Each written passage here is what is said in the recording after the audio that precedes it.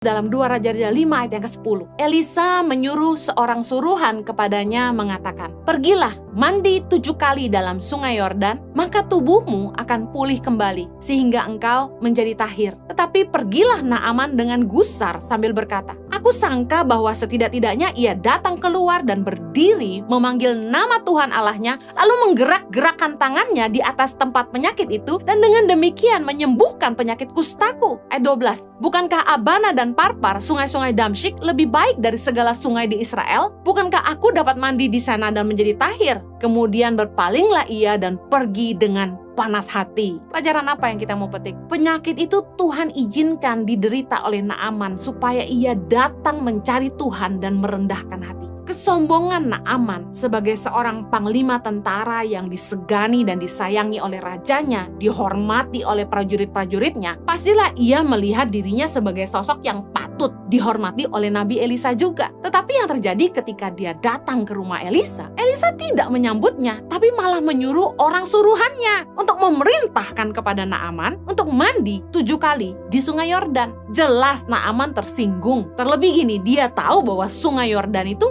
sangat-sangat keruh, dan tidak pernah dalam sejarah orang mandi di sungai Yordan itu bisa sembuh dari sakit kusta. Jadi dia merasa dipermainkan. Pertama, sebagai tamu kehormatan dia tidak disambut. Yang kedua, yang merintah dia itu suruhannya Elisa. Segitu rendahnya mungkin dia merasa. Kemudian yang ketiga, dia disuruh berendam di air sungai yang sangat keruh supaya dia sembuh. Dia merasa dia dipermainkan. Sudah nggak dihargai, diperintah orang kecil, dan dia main disuruh berendam di sungai yang keruh. Sungai Yordan ini airnya sekeruh ini, warnanya coklat persis air di Kalimantan. Bayangkan, Naaman bilang gini, bahwa ada sungai-sungai yang jauh lebih jernih di Damsyik, yaitu Abana dan Parpar. Ngapain dia harus ke sungai Yordan yang keruhnya begitu? Dia tersinggung. Tapi pelajaran penting ini adalah ini. Penyakit Tuhan izinkan dideritanya supaya Naaman datang mencari Tuhan dan merendahkan hatinya. Jelaslah dia tersinggung karena perlakuan Elisa terhadap dia dirasakan kurang pantas, dan juga untuk berendam di sungai Yordan itu sangat-sangatlah keruh.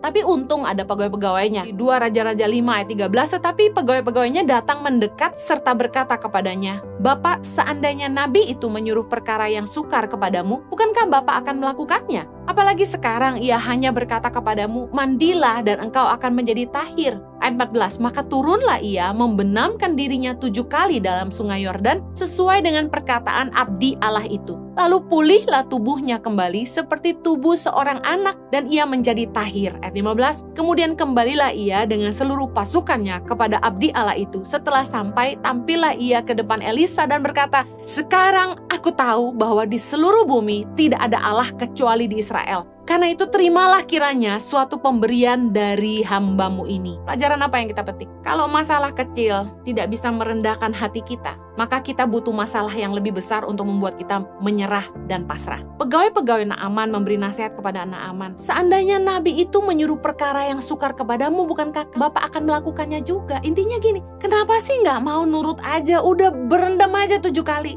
engkau akan sembuh. Nggak susah kan yang disuruh? Karena Naaman sangat ingin sembuh, Tuhan pakai pegawainya, saya percaya, untuk melembutkan hatinya. Akhirnya dia mau nurutin perkataan abdinya Elisa dan masuk ke sungai Yordan yang keruh dan membenamkan tubuhnya sebanyak 7 kali, dan akhirnya dia sembuh. Pelajaran yang kita perlu petik gini, kita nggak akan ngalamin mujizat dari Tuhan kalau kita nggak mau rendah hati dan taat sama Tuhan. Kadang-kadang kita merasa kita punya pride, punya kesombongan, punya harga diri. Sehingga ketika proses itu datang dalam hidup kita, kita nggak mau merendah. Kita masih pakai price tag kita yang lama. Kita pikir, lu nggak tahu gue siapa. Elisa itu menyuruh Naaman mandi dalam air sungai Yordan yang keruh sebagai cara sederhana untuk mengajar Naaman tentang kerendahan hati dan ketaatan kepada Tuhan. Kadang-kadang kelemahan kita yang memaksa kita untuk rendah hati, untuk cari Tuhan, berharap kepada Tuhan, dan bersyukur karena kelemahan itu Tuhan izinkan ada dalam hidup kita supaya kita ngalamin Tuhan. Orang tuh kalau sudah sakit disuruh apapun pasti mau. Tuhan izinkan dalam hidup kita tuh ada kelemahan. Dalam hal ini Naaman punya kelemahan, yaitu penyakit kustanya. Dia seorang yang hebat, seorang panglima tentara yang selalu menang karena disertai Tuhan. Tapi dia punya kelemahan, yaitu penyakit kustanya. Tidak tahu dengan hidup Anda, tapi setiap kita punya kelemahan. Mungkin kita kelihatan hebat, tapi kita punya kelemahan. Tapi tahukah Anda bahwa Tuhan izinkan kita punya kelemahan supaya kita mencari Tuhan, supaya kita sadar kita butuh Tuhan, kita sadar bahwa kita harus mengandalkan Tuhan.